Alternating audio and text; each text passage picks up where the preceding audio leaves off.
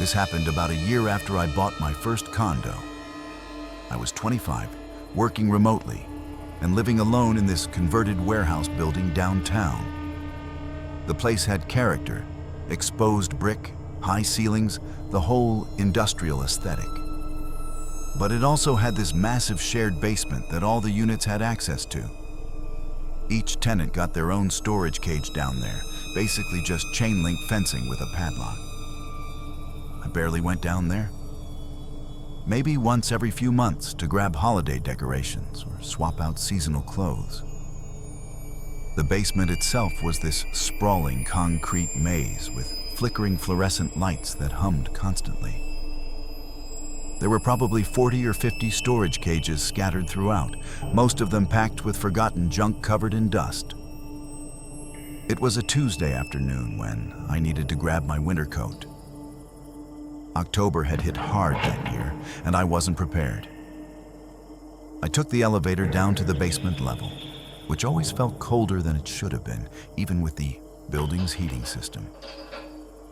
When the doors opened, I noticed immediately that more lights than usual were on. Normally, only every third or fourth fixture would be working. But today, almost the entire basement was lit up. I figured maintenance must have finally replaced some bulbs. I walked through the maze of storage cages toward my unit in the back corner. The fluorescent lights cast these harsh shadows through the chain link, creating this disorienting pattern everywhere. About halfway there, I heard something that made me stop.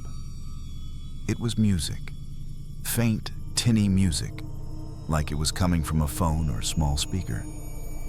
I stood there listening, trying to figure out where it was coming from. It seemed to be coming from deeper in the basement, past my storage unit. I told myself it was probably just someone else down here organizing their stuff, maybe listening to music while they worked. I reached my cage and fumbled with the padlock. That's when I noticed something weird. The cage next to mine, which had been empty for months, now had stuff in it.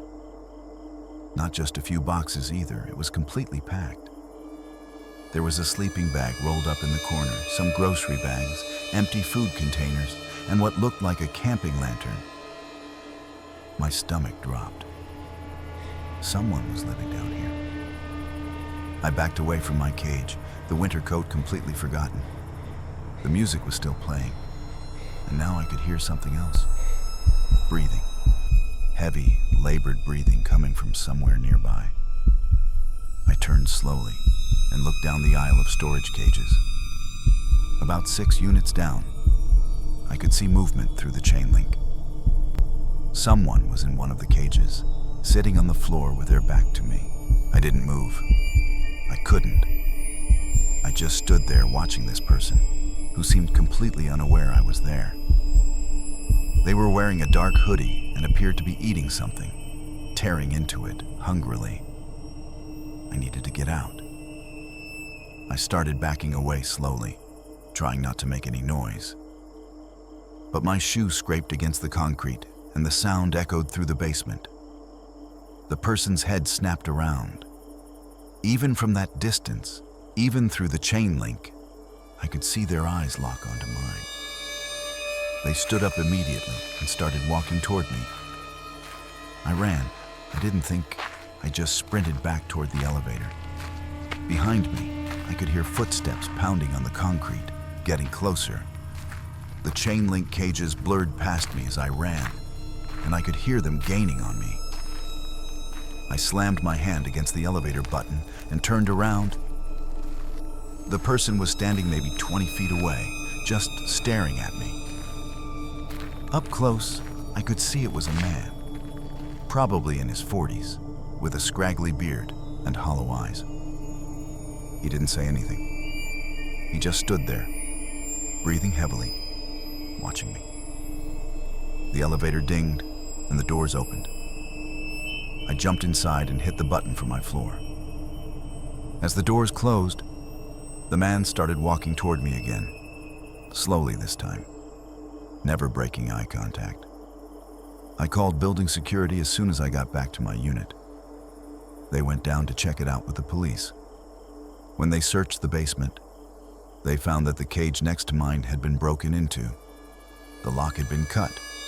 Inside, they found evidence someone had been living there for weeks, maybe months. Sleeping bag, food wrappers, empty water bottles, and a bucket that I don't even want to think about. But the person was gone. They'd escaped somehow while I was calling security. The scariest part came a few days later. Security reviewed the footage from the basement cameras. They found clips of this man coming and going at all hours, sometimes multiple times a day, but there was one clip that made my blood run cold. It showed him standing outside my storage cage late at night, just standing there, staring at the lock. The timestamp said 3:47 a.m. He stood there for almost 10 minutes before walking away. The building changed all the locks and installed better lighting in the basement. But I never went back down there alone. I ended up moving out 6 months later. Because every time I thought about that basement, I couldn't stop wondering, how many times had he been down there while I was? How many times had I been feet away from him, separated only by chain link fencing, and never knew? And why was he so interested in my storage cage?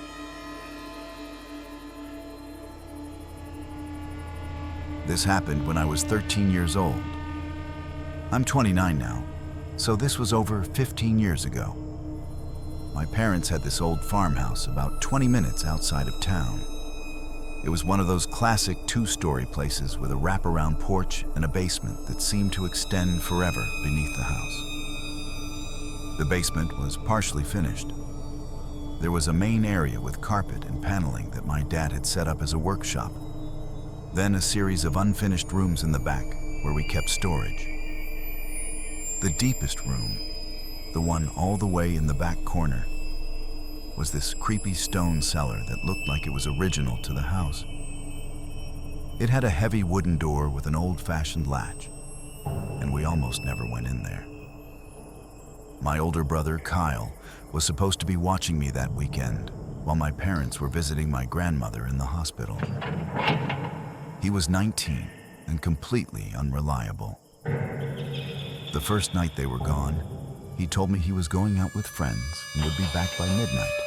I didn't care. I was old enough to be alone for a few hours.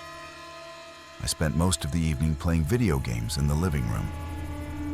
Around 10 p.m., I started hearing noises from the basement. At first, it sounded like the water heater kicking on, which was normal. But then I heard something else. A rhythmic thumping sound, like someone dropping something heavy on the floor repeatedly. I muted the TV and listened. The thumping continued for about 30 seconds, then stopped. I figured it was just the house settling, or maybe something had fallen over in the basement. Old houses make weird noises.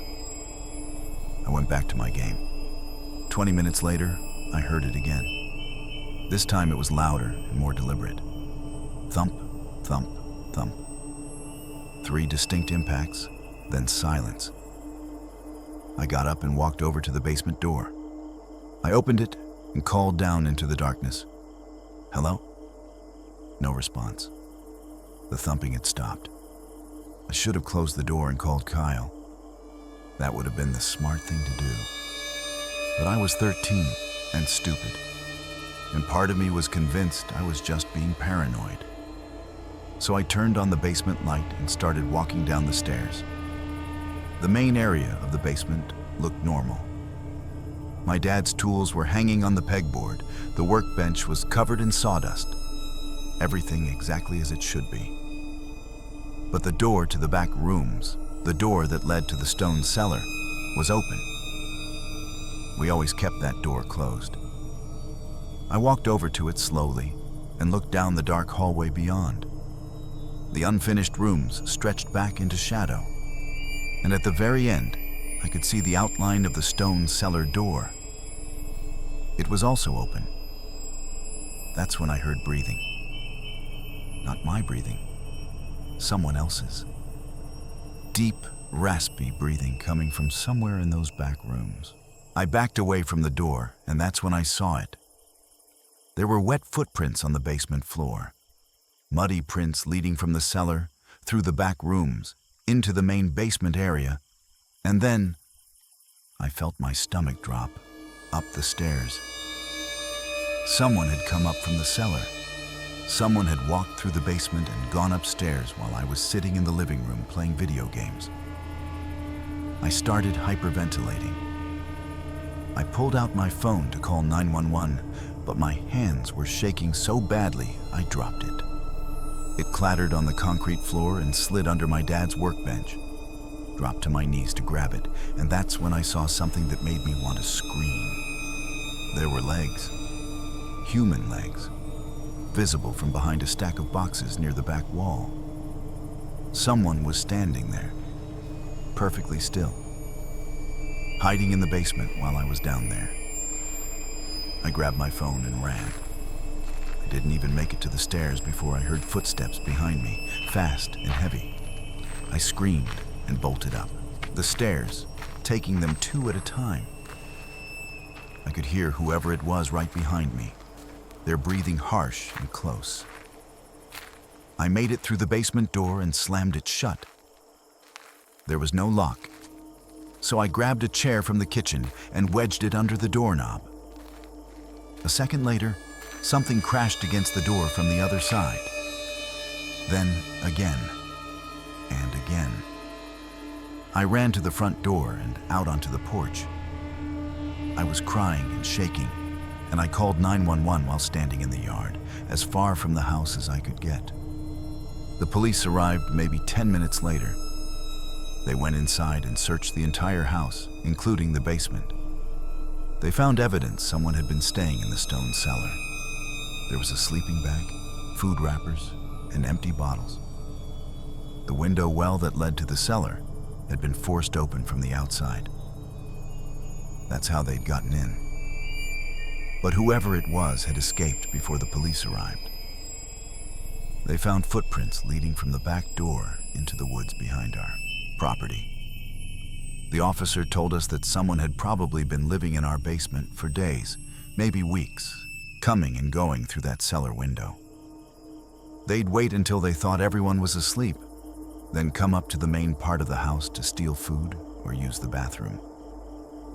My parents installed security cameras and put a deadbolt on the cellar door after that. But I never felt safe in that house again. Because I kept thinking about those footprints going up the stairs. I kept thinking about how many nights I'd been asleep in my bedroom while someone was walking around downstairs. And I kept thinking about the fact that if I hadn't heard those thumping sounds, I might never have known they were there.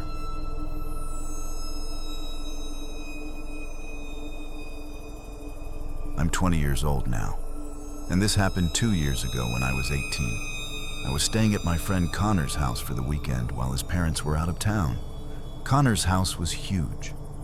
One of those suburban McMansions with 5 bedrooms and a finished basement that was basically a second living room. The basement was where we spent most of our time. It had a pool table, a massive sectional couch, a big screen TV, and a mini fridge stocked with drinks.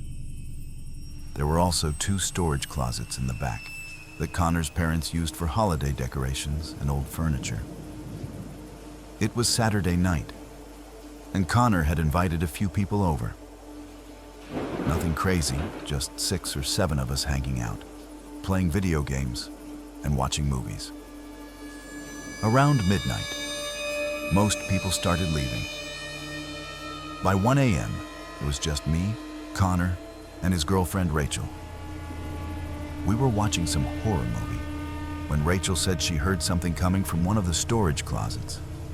We all stopped talking and listened. Mastor, first, I didn't hear anything. But then there it was, a faint scratching sound, like something was moving around in there. Connor laughed it off and said it was probably just mice. His house was old enough that they got mice sometimes. But Rachel wasn't convinced. She kept staring at the closet door, and I could tell it was freaking her out. To prove it was nothing, Connor got up and walked over to the closet. He put his hand on the doorknob and looked back at us. See? Nothing to worry about. Then he opened the door. For a second, nobody moved. The closet looked normal. Boxes stacked up, Christmas decorations, an old vacuum cleaner. But then something shifted. One of the boxes in the back fell over, and we all saw it. There was someone crouched behind the boxes. A person huddled in the corner of the closet, staring at us. Rachel screamed. Connor stumbled backward and fell. And I just stood there, frozen, watching as this person slowly stood up. It was a man, maybe in his 30s, wearing dirty clothes and a blank expression. He didn't say anything. He just stepped out of the closet and started walking toward us. We ran. All three of us bolted up the stairs and out of the basement. Connor slammed the door behind us and locked it from the outside. We stood in the kitchen, breathing hard, trying to figure out what to do. Connor called 911 while Rachel and I stood watch by the basement door. We could hear movement down there. Footsteps, things being knocked over, like he was searching for another way out. The police arrived fast. They went down into the basement with their weapons drawn. When they came back up, they told us the man had escaped through a basement window. They'd found it open, the screen torn off. But here's what really messed us up. When they searched the closet, they found evidence he'd been living there for at least a week. There was food, empty water bottles, a blanket, and this is the part that still gives me nightmares. Photos. Photos of Connor's house. Photos of Connor and his family. Photos taken from inside the house, through windows, from angles that meant he'd been moving around freely while they slept. They never caught him. They never even figured out who he was. Connor's family sold that house 6 months later. They couldn't live there anymore, knowing someone had been hiding in their basement, watching them, waiting. And I think about it sometimes. About how many times we'd been down in that basement that weekend, hanging out, playing games, completely unaware that someone was crouched in that closet just a few feet away, listening to everything we said.